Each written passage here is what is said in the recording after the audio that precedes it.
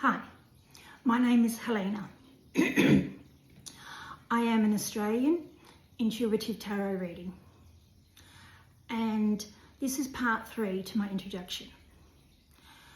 I haven't posted any cards lately because when I clean the energy from the cards, I like to shuffle them throughout the week.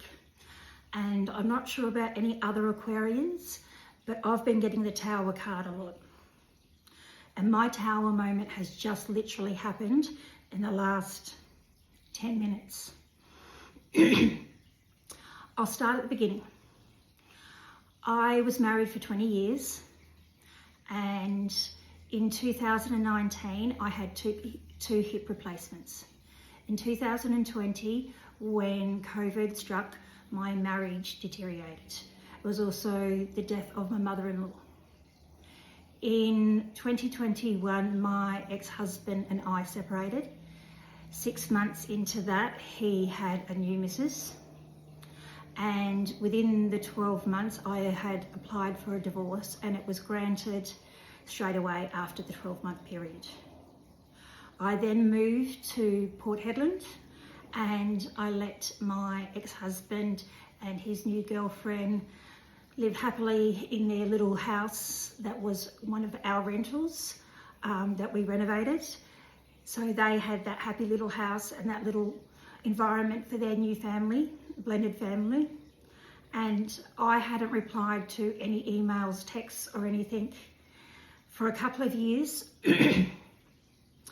And then at the beginning of this year, I had a falling out with my eldest daughter. My eldest daughter is mine biologically, but her father is my ex-husband. And I wrote this introduction. I called it my letter of healing, because being an Aquarian, you also know that we are introverts and extroverts. And I usually let things build up and I explode. So I started writing this, and it's only the tip of the iceberg. And by the time I sort of got to the end of it, I was rushing because Mother's Day was coming up. When I printed this out, and I then proceeded to go to my mother's house where my eldest daughter lives, I gave my mum a copy. My daughter was leaving at the time. I didn't get to see her. I then went around the corner to my other daughter's house where she lives with her grandfather of my ex-husband as his carer, gave her a copy. Then I drove around the corner again to my ex-husband's house, parked out the side because he lives at a corner block where I know that there's a camera in front of my son's car. I didn't get out of the car at all. I never get out of the car. I always stay in the car. I always ring my son to say, come outside. He usually comes outside. I wind my window down. I talk to him.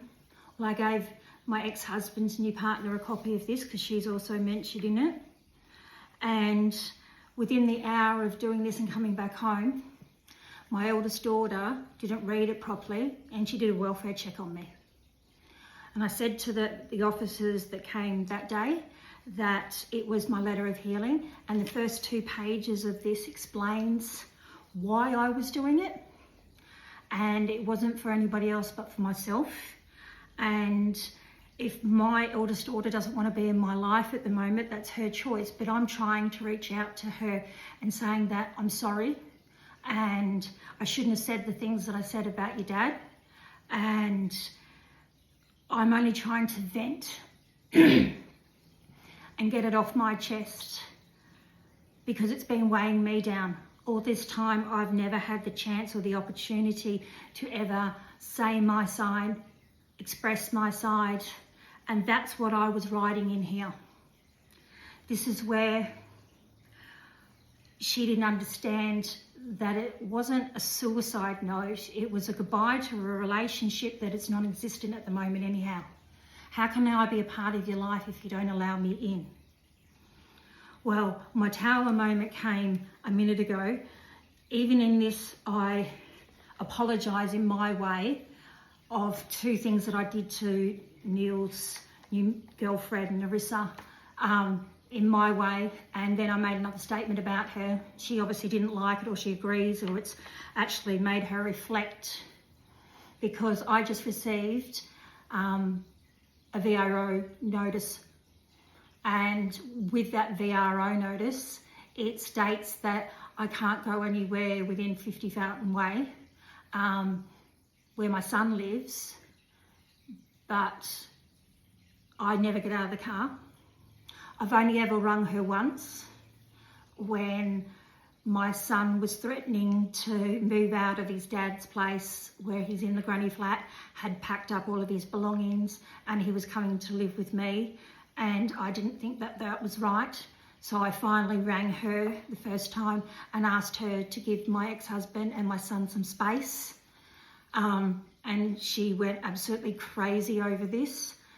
My ex-husband has also said many times when I have spoken to him that he won't tell her of our conversations because she would go nuts.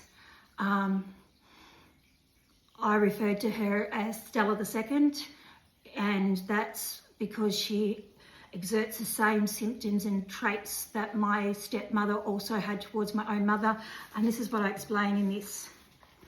So I've now got to go to court and contest these. So all Aquarians have shit going on in their lives at the moment, and we all have one door to close and another one to open, and new opportunities are coming there for us. And it's about letting go of, like, the Six of Cups, like letting go of the past, stop looking in the past. And my biggest problem is I'm an introvert and an extrovert. I also remember my dreams quite vividly. And sometimes I wish I could just get the dreams out of my head, because I am sick and tired of being ruled in my head by him. He doesn't have permission to be rent-free in my head at night time, because I don't think about him any other time, or her, and it's always involving my children, even though all of my children are adults. My son might be slightly autistic.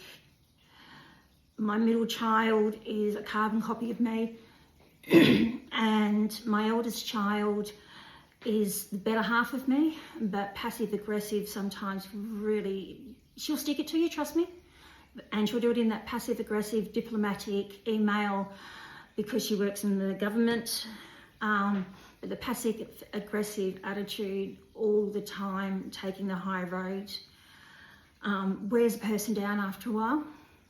I'm not going to be lying to you about that, it's honest. I don't know how much more I can take regarding what my eldest child wants from me. She's a Virgo. She's very loving, she's very caring, she's a great friend, she's loved by my friends, my family, everybody that comes to know her, and I even write that in this as well. So I think the next video might be me getting a drink, clearing my throat, and reading you this. Let's see, hey?